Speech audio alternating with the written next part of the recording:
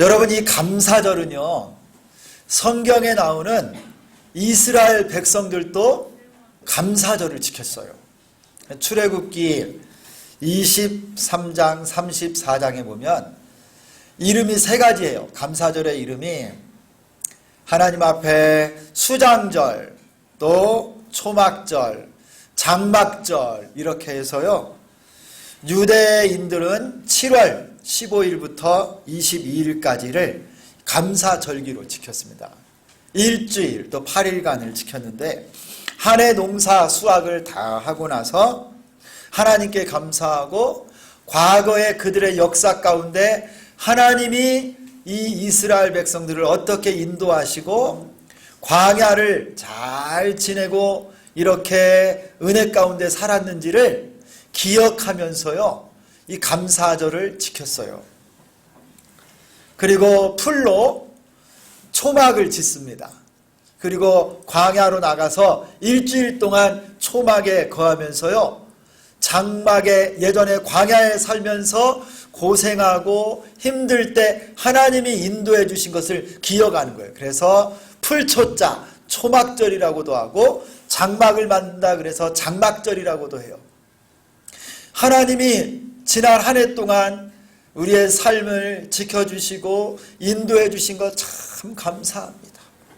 광야와 같은 데 인생을 잘 걸어올 수 있도록 하나님이 불기둥과 구름기둥으로 보호하시고 이끌어 주신 것 감사합니다. 그러면서 이 감사절을 지키는 거예요.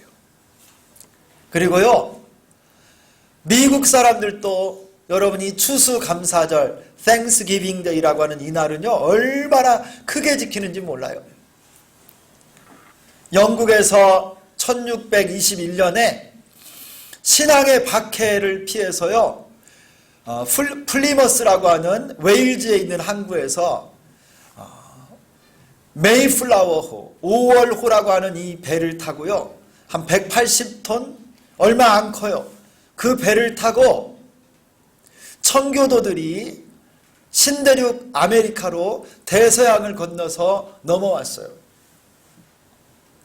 약 3달 동안 비바람이 불어오고 그 많은 어려움 속에 이 사람들 102명이 미국 땅에 도착해서요, 인디안들의 공격, 추위, 질병, 갖은 고난을 이겨내면서 한 해 동안 열심히 농사를 짓고요, 거기서 나온 수확물로 하나님께 감사 예배를 드리고 그들에게 도움을 주었던 인디안 부족들을 초청하고요, 이 모든 소산물, 또 지난 한 해 동안 하나님 베푸신 은혜에 감사하며 예배를 드린 것이 시초가 되어서 이렇게 추수감사절이 된 겁니다. 뉴욕에 가면 여러분, 엠파이어 스테이트 빌딩이라고 있어요. 예전에는 세상에서 가장 높은 빌딩이었는데 이 빌딩이 몇 층인 줄 아세요? 이 청교도 102명을 기억하면서요, 102층으로 지은 거예요. 102층. 하나님의 은혜를 기억하며 그들의 고백으로 이 감사절을 드린 거예요. 마치 우리나라 추석 같습니다. 추석. 우리나라 명절인데 하나님이 우리에게 보름달처럼 큰 은혜를 주시고 이 나라 이 민족도 우리 가정을, 우리 민족을 축복해 주신 것을 기억하며 명절로 지키잖아요. 성도 여러분, 하나님께서 은혜 주시지 않았으면요, 대추 한 알, 사과 한 알도 맺어질 수가 없어요. 우리 가정을 돌아봐도 마찬가지고요, 우리 교회를 돌아보아도 하나님의 은혜이고 하나님의 축복입니다. 여러분들은 올 한 해 동안 어떤 열매를 맺으셨나요? 올 한 해 어떤 결과를 거두고 계십니까? 코로나 이후에 우크라이나와 또 러시아가 전쟁을 펼치고 지금 저 이스라엘과 하마스가 전쟁 가운데 있지요. 그리고 경제적인 어려움으로 공급망이 중단되고, 또 지금 우리 주변에 여러 많은 중소상공인들은요, 어느 때보다도 어려운 시절을 지나고 있어요. 많은 시련들, 질병들, 참 어려운 시절을 지나고 있는데요. 그래도 여러분 감사의 제목을 찾아본다면 여러분 이 속에도 얼마나 많은 감사가 있는지 몰라요. 저도 설교를 준비하다가 제가 가만히 펜을 놓고 제 삶을 한번 돌아봤어요. 지난 한 해 동안 내가 뭐가 감사한가? 나같이 부족하고 실수가 많은 사람을 하나님께서 그래도 주의 종으로 사용해 주시고 써주시는 것 이 자체가 저에게는 감당할 수 없는 은혜예요. 교회와 가정, 평안과 축복을 주시고 멀리 떨어져 객지에서 건강하게 생활하고 있는 자녀들을 또 생각하면 감사하고, 어머님이 큰 고통 없이 하늘나라 가시고 여러 사랑하는 분들의 위로를 받고 공동체인 것을 체험할 수 있어서 너무 감사했고, 내 곁에 좋은 동역자, 성도들, 친구들, 목회자들을 많이 허락해 주신 것 감사했고, 여러분 세보면요 하나 두 개가 아니에요. 표현이 서툴러서 그렇지 얼마나 많은지 모르겠어요. 여러분 정말 모든 것이 하나님의 은혜이고 우리 하나님께서 허락하신 모든 축복인 것을 고백합니다. 여러분 말라기 3장 11절 말씀을 보면, 우리 화면 말씀을 좀 띄워주세요. 말라기 3장 11절을 보면요 12절에 이런 말씀이 나와요. 우리 같이 한번 읽어볼까요? 이 말씀이 참 놀라운 말씀이에요. 우리 한번 같이 읽습니다. 시작. 만군의 여호와가 이르노라.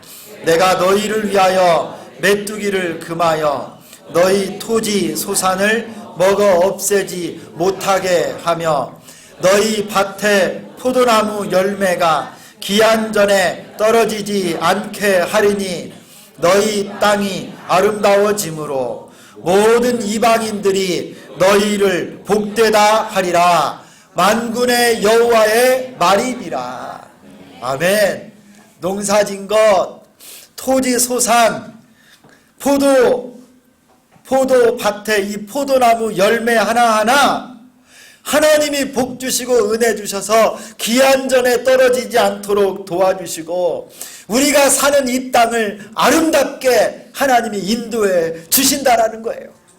여러분 지난 1년 동안 이렇게 이끌어 주신 줄 믿습니다. 여러분의 땀 흘리고 수고한 거 기한 전에 떨어지지 않도록 하나님이 온전한 열매로 맺게 해주실 줄 믿습니다. 여기 열매 하나하나 모두 다 하나님의 축복이 곁들여 있고요. 여러분 한 사람 한 사람 모두가 다 간증이에요. 간증. 감사는 우리를 향한 하나님의 뜻입니다. 그래서 감사하는 법을 여러 책들과 말씀들에서 표현하고 있는데요. 제가 한번 정리를 해봤어요. 제가 가지고 있는 감사에 관한 책들을 좀 몇 권 뽑아가지고 어떻게 감사하나 쭉 정리를 해봤는데, 오후 예배 설교는 여러분 감사의 기술이에요. 그때 구체적으로 좀 하지만 우선 제가 정리한 감사의 방법들만 한번 쭉 열거해 보고 싶어요. 어떻게 감사할까? 분당에 이찬수 목사님이 쓴 감사라고 하는 책이 있습니다. 이분이 이 책에서 감사를 이렇게 하라고 그랬어요. 언제나 감사하라. 감사는 표현이다. 감탄하고 감사하라. 자족하면서 감사하라. 또 감사를 선택하라. 더 깊이 감사하라. 당신이 나의 감사의 제목입니다. 평생 감사하라. 그럼에도 감사, 내 영혼이 내 속에서 피곤할 때도 감사하라. 광야에서도 감사하라. 오히려 감사하는 말을 하라. 마지막 때에 감사하라. 여러분 감사하는 방법이 얼마나 많은지 아시겠지요? 여기에 이렇게 딱 책들 표지가 나오고 그러면 여러분 사서 보라는 거예요. 너무 좋아요. 한번 읽어보세요. 그리고 여러분 전광 목사님이 쓴 평생 감사라고 하는 책이 있어요. 이 책 아주 유명해요. 안 읽어본 사람이 없을 정도로. 여러분들은 안 읽어본 것 같아요. 이 책에서는요, 또 감사의 방법을 뭐라고 말하냐면요, 인생을 감사로 물들여라.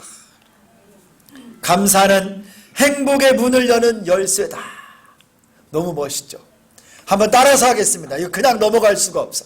따라서 하겠습니다. 감사는 행복의 문을 여는 열쇠다. 신기하죠? 감사하면요, 행복의 문이 열려진대요. 여러분 감사해 보세요. 감사는 세상에서 가장 아름다운 말이다. 살아있음을 감사하라. 가시도 감사하라. 감사할 대상을 찾으라. 벼랑 끝에서도 감사하라. 감사하지 못할 것이 없다. 전천후 감사, 작은 것을 소중히 여기는 감사, 평생 감사하라. 이렇게 적고 있어요. 여러분, 감사하면요, 인생이 방향전환이 돼요. 저는 이 중에도 참 이 말이 너무 멋있어요. 우리 삶을 살다 보면 불평, 불만, 짜증, 절망, 낙심이 될 때가 얼마나 많아요? 그런데 그 순간에 감사를 선택하래요. 선택. 감사는 선택이래요. 선택. 내 삶에 불평, 불만, 짜증나고 힘든 것들 너무 많고 내 상황을 둘러싼 이런 환경 속에서 감사하기를 선택하라는 거예요. 감사를 선택하면 인생의 방향이 바뀌어져요. 불평에서 감사로, 짜증에서 감사로, 낙심에서 감사로 선택. 여러분이 할 수 있는 거예요. 여러분이 선택하면 되는 겁니다. 하나님이 복 주실 줄 믿습니다. 여러분, 왜 이렇게 하나님은 우리에게 감사하라고 할까요? 왜 이렇게 하나님은 우리 한 사람 한 사람에게 감사하라고 그럴까요? 왜 그런 줄 아세요, 여러분? 감사가요, 우리를 향한 하나님의 뜻이기 때문에 그래요. 우리를 향한 하나님의 뜻이 뭐냐? 감사래요. 감사. 데살로니가전서 5장 16, 17, 18절을 보면 여러분 우리 암송 구절 중에 있었는데 여러분 다 이거 기억하시죠? 항상 기뻐하라, 이 말씀. 우리 다 같이 한번 해보겠습니다. 외우실 수 있는 분들은 암송 한번 같이 합니다. 시작. 항상 기뻐하라, 쉬지 말고 기도하라, 범사에 감사하라. 이것이 그리스도 예수 안에서 너희를 향하신 하나님의 뜻이니라. 여러분, 항상 기뻐하라, 쉬지 말고 기도하라, 범사에 감사하라.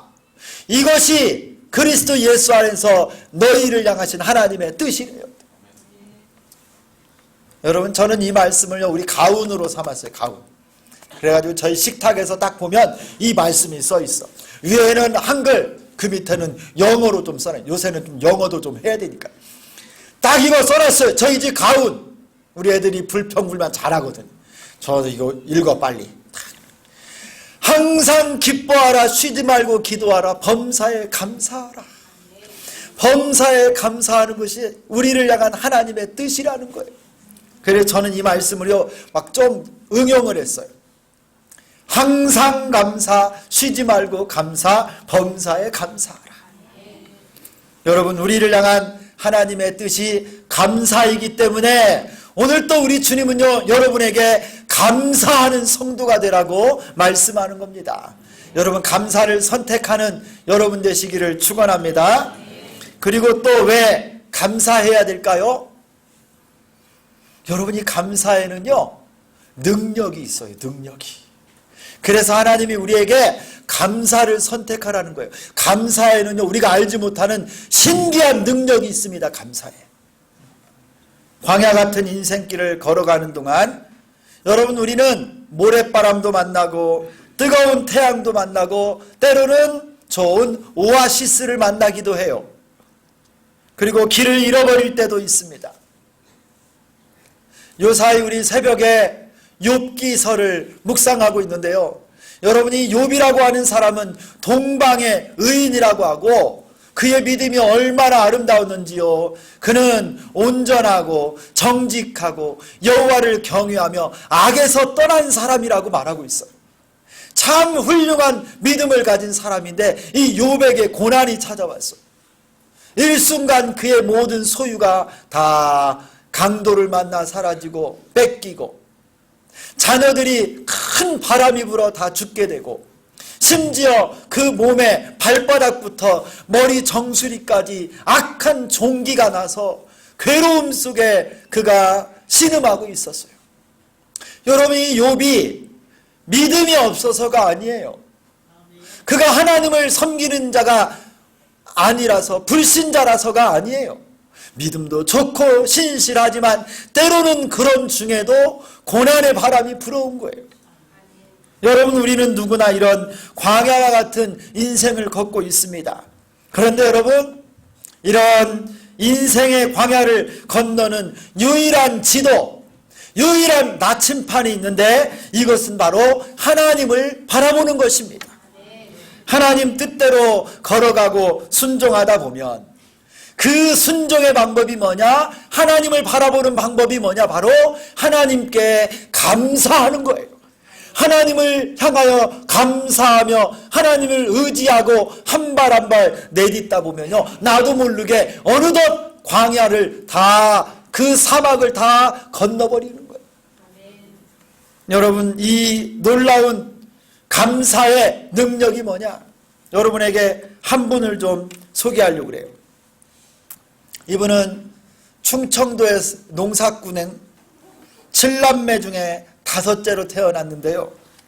이분은 2살 때 소아마비를 앓았어요. 집이 너무 가난해가지고 치료 시기를 놓쳤고 그 후유증 때문에 안전뱅이로 어린 시절을 살았습니다. 이 아들이 장애를 가지고 있는 것을 부끄러워하면서 그의 아버지가 술과 폭력을 일삼았어요. 그리고 그런 모습을 지켜보던 안타까워하던 어머니는 눈물로 하루하루를 지새다가 혼자 힘으로 일어설 수도 없어서 이분은 비료 포대 위에 엎드려서 한 손은 땅을 손짓고 다른 한 손으로는 포대를 잡아 끌면서 기어다녔어요. 맨 땅을 기어다니는 것을 보고 동네 사람들이 나중에 크면 거지가 되겠구나 그랬어요. 어머니 등에 엎여 집에서 1시간 떨어진 초등학교에 입학을 하고 싶어서 나이가 되었을 때 찾아갔습니다. 학교에서는요, 장애인이라는 이유로 그를 입학시키지 않았어요. 거절을 당한 이 아이와 어머니는요, 그 교문 앞에서 한없이 울었답니다. 그리고 그 아들을 등에 업고 추운 겨울에 집으로 돌아오는 길에 그 아이의 언팔을 어머니가 2손으로 만지면서 이 말을 했어요. 아가야, 춥지 했는데요. 이분의 고백이 뭐냐면, 평생에 내가 힘들고 어려울 때 내 엄마가 내 발을 만져주며 아가야 춥지 하는 그 말이 그의 인생의 고비와 순간순간 때마다 힘을 주었다고 그렇게 고백을 했어요. 그날 이후에 이분이 어떤 절망에도 희망의 끈을 놓지 않았습니다. 11살 되었을 때 그 누나가 소개를 해서 대전에 있는 재활원에 입소하게 돼요. 그리고 이 재활원에서 10년 동안 마비되었던 발을 훈련하고 해서 처음으로 목발을 짚고 인조 발을 끼고 처음으로 일어서게 됩니다. 홀로 서는 법을 배워요. 그리고 그 재활원에서 선생님 한 분을 만나요. 평생에 잊을 수 없는 한 여선생님을 만나는데 이 선생님이 이 아이에게 격려를 해준 거예요. 야, 너는 친구들처럼 운동은 못하지만 너는 머리가 좋은 걸 보니까 너는 참 공부를 잘하겠다. 그래서 이 어린 아이가요, 공부하기를 시작합니다. 근데 이분이 수학에 재능이 있어, 수학에. 하나님이요 은혜를 주셨는데요. 서울대학 수학과에 들어갑니다. 그리고 서울대학 수학과에서 예수님을 만나요. 비가 오는 날 어떤 누나가 이 장애를 가진 이 학생에게 우산을 씌워주고 예수님을 소개했는데 예수를 믿고 그의 인생의 삶의 목적을 발견하는 거예요. 그리고 열심히 공부를 해서 여러분 미국의 버클리 대학에 유학을 가고 수학 박사학위를 따고 돌아와요. 그리고 한국의 카이스트 서울대 교수를 거쳐서 지금은 고등과학원 교수로 있습니다. 2007년에요 40세 이하의 젊은 과학자에게 주는 젊은 과학자 상을 수상한 사람이에요. 여러분 이분이 누구냐면요, 여기 나오죠. 장애를 딛고 인생을 기쁨의 공식으로 풀어낸 김인강 교수예요. 김인강 교수. 이분이 기쁨 공식이라고 하는 또 책을 썼어요. 그의 자전적인 이 에세이 기쁨 공식에서요, 김 교수는 남들보다 조금 느리고 조금 불편한 삶을 살고 있지만 마음만큼은 누구보다도 행복하다고 자랑을 합니다. 그는 진정으로 행복해질 수 있는 공식을 나눠주는데요, 바로 하나님을 알고 예수를 믿는 믿음을 이야기하고 있어요. 목발은 불편의 상징이지만 반면에 목발은 세상을 향해 나아가는 하나님의 선물이라고 고백합니다. 너무 연약해서 내가 항상 창조주의 도움이 필요한 피조물임을 하나님을 알게 하셨습니다. 절망 속에서 김인강 교수가 이렇게 고백을 합니다. 믿음이란 어떤 상황에서도 하나님께 감사하는 것입니다. 때론 약함을 감사해야 합니다.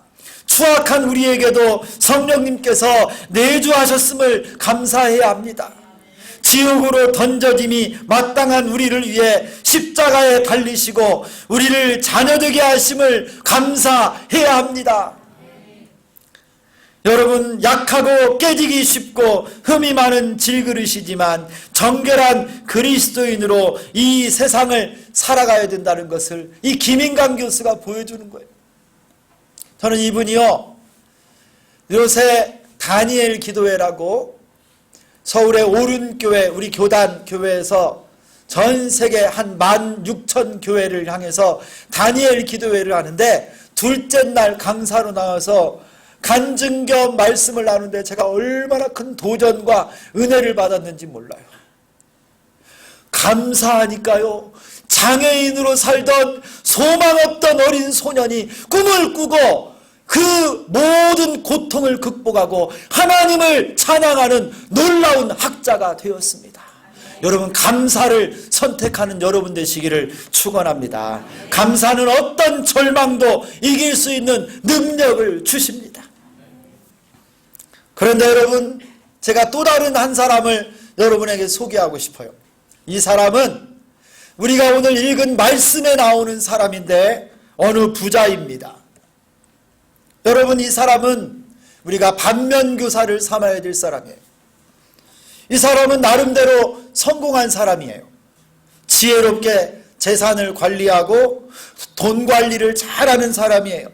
미래를 예측하며 잘 준비한 사람입니다. 그는 아주 영리한 사람, 스마트한 사람이에요. 그런데 그에 대한 하나님의 평가는 뭐냐? 오늘 말씀의 20절을 보니까 어리석은 자여 라고 말합니다. 여러분, 이 사람 미래를 예측하고 자신의 재산도 잘 관리한 부자인 이 사람이 왜 하나님이 그를 향하여 어리석은 자라고 말했을까요? 여러분, 이 사람은요, 그에게는 세 가지 특징이 있었습니다. 첫 번째, 이 사람은 오늘 말씀 17절부터 나오는 말씀을 보면 내가 곡식 쌓아둘 곳이 없으니 어찌할까 하고 내가 내 영혼에게 이렇게 하리라. 내 곡간을 헐고 더 크게 짓고 내 모든 곡식과 물건을 거기 쌓아두리라.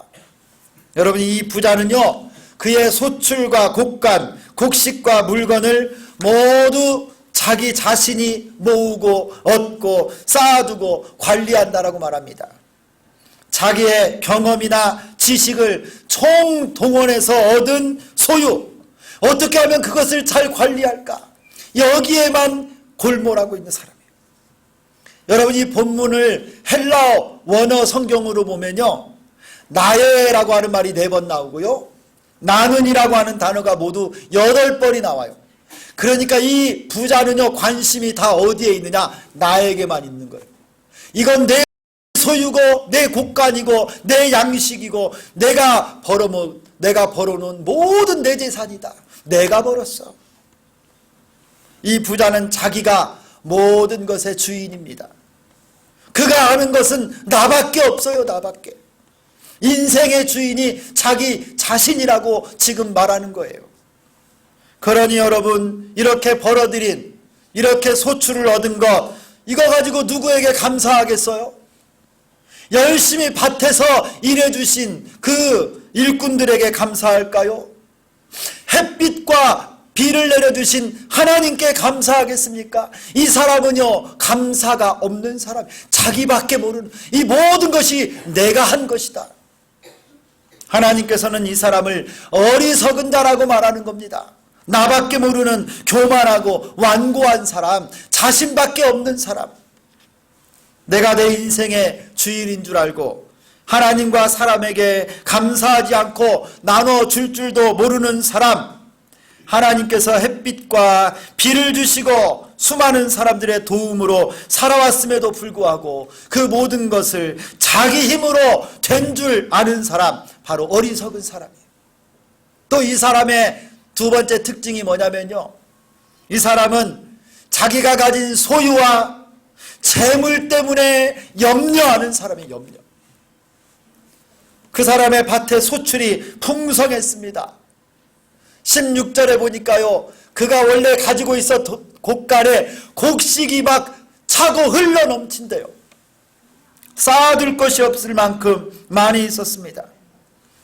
그래서 생각한 것이 뭐냐면, 그 곡간 다 헐어버리고 더 큰 거 짓자, 더 많이 쌓아두자, 여기 내 물건, 내 돈, 내 곡식 다 쌓아두자. 여러분, 그의 마음속에는요, 누가 훔쳐갈까, 누가 이거 가져갈까, 잃어버릴까, 썩을까, 여기에 걱정하고 있는 거예요. 한마디로 말하면 이 부자는요, 재물에 대한 탐심, 욕심이 가득 차 있었던 거예요. 여러분, 이 부자는 자신의 소유와 물질을 너무나 사랑한 거예요. 나눌 줄 모르고 움켜잡으려고만 한 사람, 지극히 이기적인 사람입니다. 돈에 사로잡히고 돈의 노예가 된 사람이에요. 그는 물질에 매인 사람, 재물이 자신의 우상이 되어버린 사람이에요. 재물만 있으면 행복할 줄 알았는데 그것이 아니라 하나님은 뭐라고 말하냐? 어리석은 자라고 말해요. 어리석은. 마지막으로 이 사람은요, 그가 큰 곡간 창고를 지어두고 그의 재산을 다 쌓아두고 나서 그의 영혼에게 뭐라고 말하느냐? 내 영혼아, 이제 많은 것을 쌓아두었으니 편하게 먹고 마시고 즐기고 편하게 누려라 라고 말합니다. 여러분, 이 부자는 자신의 영혼을 위해서 이렇게 말했지만 사실은 그는 일시적인 이 땅의 것, 현세와 이 세상에 매여서 여기서 누리는 쾌락만을 추구한 것입니다. 그는 하나님을 알지도 못하고 죽음 이후의 내세에 대해서도 모르고 감사도 모르는 사람이었어요. 하나님은 이 사람에게 어리석은 자여, 오늘 밤에 내 영혼을 도로 찾으리니 그러면 내 준비한 것이 누구의 것이 되겠느냐 말합니다. 이 세상에서 아무리 열심히 노력하고 내가 주인 되고 내가 열심히 쌓아놔도 네 영혼을 하나님이 오늘 밤에 찾아가신다면 이 모든 것 다 누구의 것이 되겠느냐? 헛것된다는 것, 아무것도 아니라는 거예요. 여러분, 이 부자는 한마디로 말하면 여러분, 감사를 모르는 사람이에요. 그러니 하나님을 두려워하지도 않고 이 세상의 삶이 전부인 줄 알고 자기만을 위해서 쌓아두고 있는 것입니다. 유한한 인간이 영원할 줄 알고 그렇게 교만하고 미련하게 살았습니다. 그러나 그의 영혼은 하나님께서 그날 밤에 불러가심으로 그의 모든 것은 헛되고 헛된 것이 돼버리고 말았습니다. 여러분, 이 세상에 이런 사람처럼 살아가는, 이 부자처럼 사는 사람이 얼마나 많아요. 모든 것이 내 것인 줄 알고 내가 인생의 주인인 줄 알고 많은 걸 쌓아두고 모아두지만, 여러분, 우리는 언젠가는 이 세상을 떠나는 존재예요. 이 세상은 나그네와 같이 잠시 있다 지나가는 것인데요, 여러분, 그 쌓아둔 것, 여러분 세상 떠나면 누구 것 되겠어요? 헛된 것일 뿐입니다. 여러분, 하나님이 살아 계십니다. 하나님께 감사하고 천국을 예비하고 죽음 이후를 예비할 줄 아는 지혜가 여러분에게 있기를 소망합니다. 우리 21절 말씀을 한번 같이 읽겠습니다. 오늘 본문의 21절 마지막으로 다 함께 읽습니다. 시작. 자기를 위하여 재물을 쌓아두고 하나님께 대하여 부요하지 못한 자가 이와 같은 사람이라. 여러분,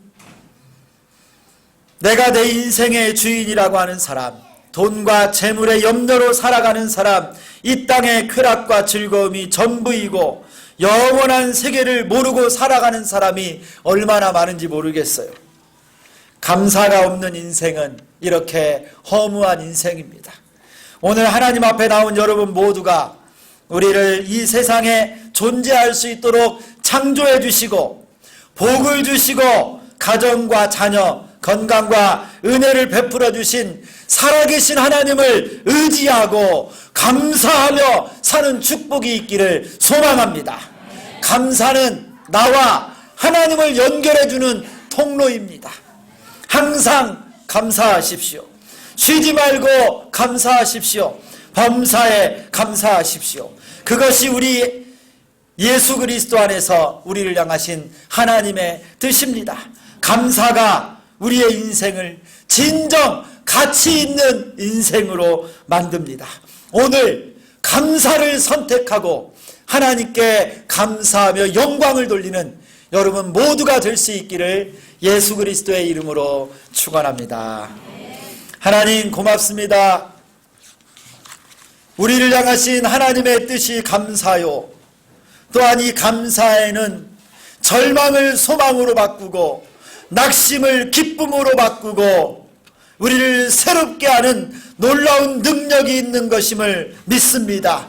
하나님이 어리석은 부자, 소출이 많고 부자이고 미래를 준비한다고 했지만 그는 하나님을 모르고 감사가 없는 사람이었습니다. 이기적인 사람이었습니다. 하나님 아버지, 영혼을 준비할 줄 아는 지혜가 우리에게 있게 하여 주옵소서. 오늘 감사를 선택하고 절망과 낙심과 불평과 원망을 떠나 행복을 열고 하나님 앞에 믿음으로 살아가는 우리 모두가 되게 하여 주옵소서. 예수 그리스도의 이름으로 기도드리옵나이다. 아멘.